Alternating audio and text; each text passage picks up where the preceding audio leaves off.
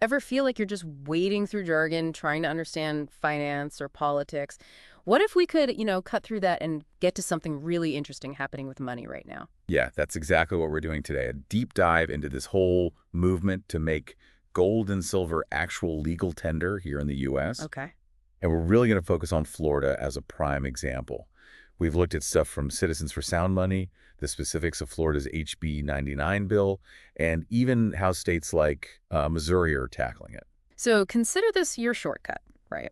To grasp a potentially pretty big shift in how we view currency, we've sifted through it all to pull out the surprising bits, the key insights. But keep it clear, the goal isn't overload, it's understanding. Exactly. We're using their own strategies, the actual legislative details, comparisons, trying to give you the full picture, but, digestible. That's good. All right, let's jump in. What's really driving this? Who's behind it? Well, at the core, you've got this group, Citizens for Sound Money. Their main mission, looking at their materials, is pretty clear. Push for gold and silver to be used as what they call sound money. Sound money, okay. And they want to do that by influencing laws, protecting people's rights to actually use these metals legally. And why sound? What's the big deal about that specific term for them? Well, they argue gold and silver have this kind of inherent stability, reliability, something that regular government-issued money, fiat currency, might lack. Right, resistant to inflation and all that we're seeing. Exactly. They point to history, saying precious metals have held value. Yeah. They're not as prone to the kind of inflation pressures that, yeah, we've definitely been experiencing. Okay, makes sense. So with that goal, why Florida? Why zero in on Florida as a top target for this whole legal tender push? Florida seems to have been a very strategic pick. A couple of reasons jump out. Politically, the feeling is it's just more open to legislation that focuses on individual liberty stuff. And maybe more importantly, they apparently identified key people in the legislature there who seemed, let's say, potentially sympathetic to sound money ideas. So, not random. A calculated move to go where they thought they had the best shot.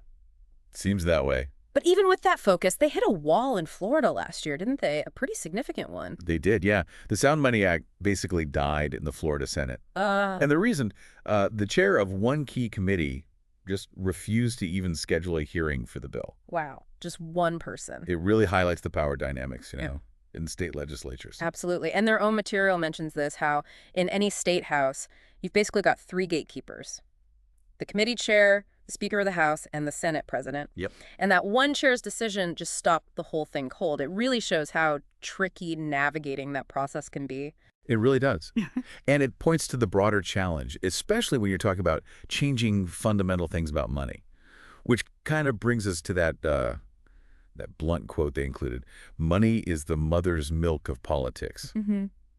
What does that really signal when you're lobbying on financial stuff like this? Well, put simply, it means influence often costs money, right? For lobbying, it suggests you need more than just popular support. You need, financial resources to really get your foot in the door, politically speaking. Precisely. It's that reality check. Grassroots support is crucial, but getting access to those key decision makers, influencing them, that often takes funding. Okay, so let's say they do get past these hurdles. What does it actually mean for gold and silver to become legal tender? What changes practically? That's the key, isn't it? Fundamentally, it shifts gold and silver from being seen just as commodities like oil or wheat to being officially recognized as money within that state. And that shift could unlock a really significant legal advantage. A potential exemption from capital gains taxes when you use gold and silver in transactions. Ah, okay. It ties into this IRS code section 488 meter. Apparently, it treats official state-issued money differently for tax purposes than it treats commodities. Got it. So for people in Florida or other states that do this, using gold or silver could actually save them money on taxes compared to just selling it as a commodity. Potentially, yes. Yeah. That's a major part of the appeal. Okay, let's zoom in on Florida's bill then, HB 99. It's supposed to kick in July 1st, 2024. But there's a big if, or rather a big to-do before then, right? Absolutely. A really crucial step is mandated by the bill itself. They have to set up a regulatory framework first. Okay, why is that so important? Well, think about it. If gold and silver are officially money now, you need rules of the road. You need a system to oversee things, protect consumers, protect businesses dealing in these metals. Right. So what kinds of things would that framework actually cover? Like what protections are we talking about for businesses that might, say, store gold for people or trade it? It would likely set down rules for, secure storage. How do you keep the physical bullion safe? Fair trading practices. Clear guidelines for custody arrangements. Mm. The basic idea is to make sure the market is trustworthy, build confidence so people actually use gold and silver as money. Which touches on a practical point they raised about the physical metal under HB 99. The risk of, well, theft or loss. Seems like there are some open questions there. That's a really valid point. Physical gold and silver, security is obviously huge. The bill itself kind of raises questions like, who's responsible for storage? What about insurance? How do you verify the stuff is real and worth what someone says during a transaction? Yeah, those details matter. They really do. And the regulatory framework, that's where those practical nuts and bolts need to get hammered out. And something else really important to clear up the bill, doesn't force anyone to take gold or silver, does it? Like a shop can still say no. That's absolutely correct. It makes them legal tender, meaning a recognized payment option, but it does not mandate compulsory acceptance.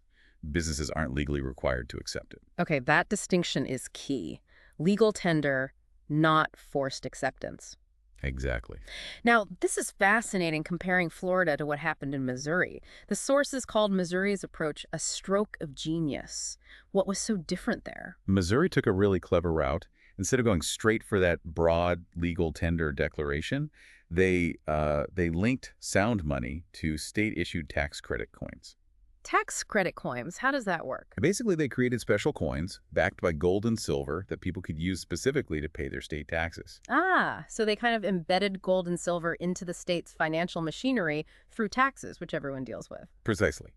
It was a way to introduce the concept, get gold and silver circulating in a practical way, without maybe attracting the same kind of direct opposition a full legal tender bill might face. Sneaky, but effective, maybe. It shows there's more than one way to approach this, strategically.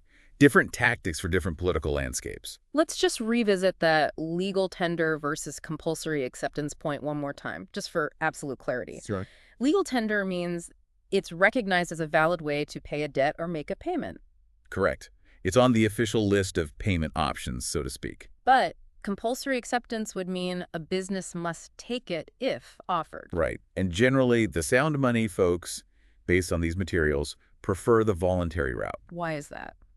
The thinking seems to be that genuine adoption comes when people choose to use it because they trust it and see value in it, not because they're forced. It builds organically, avoids backlash. Okay, so getting these laws passed seems to require, well, a two-pronged attack.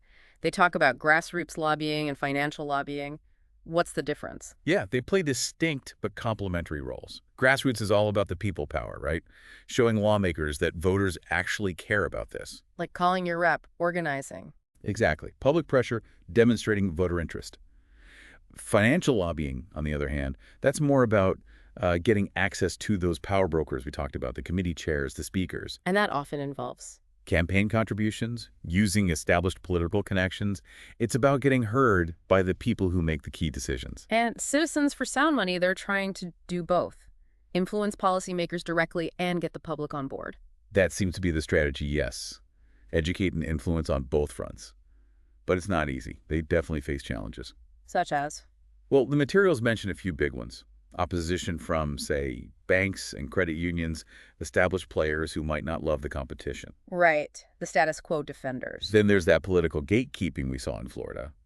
And just, a general lack of public awareness or understanding about what sound money even means or why they think it matters. Okay, wow. We've covered a lot. Let's try and recap.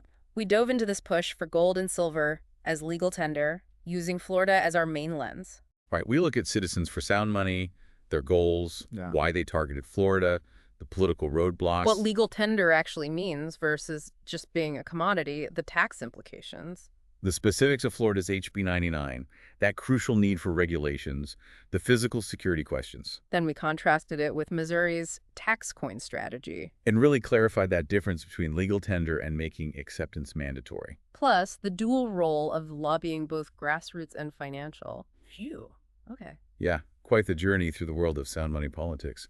The aim was really to give you that solid grounding, that quick understanding of a complex topic. So thinking about all this, these potential shifts, Mhm. what does it really mean for, individual economic freedom, for the future of money itself, if these movements keep going? Hmm. Are there maybe unseen consequences, good or bad, of bringing metals back into our daily financial lives in this way? That's definitely the big question to mull over, isn't it? It might prompt you to look into what's happening, if anything, in your own state. Or maybe dig deeper into the whole economic theory behind sound money. Lots to think about. That was the deep dive, giving you the insights you need without the information overload.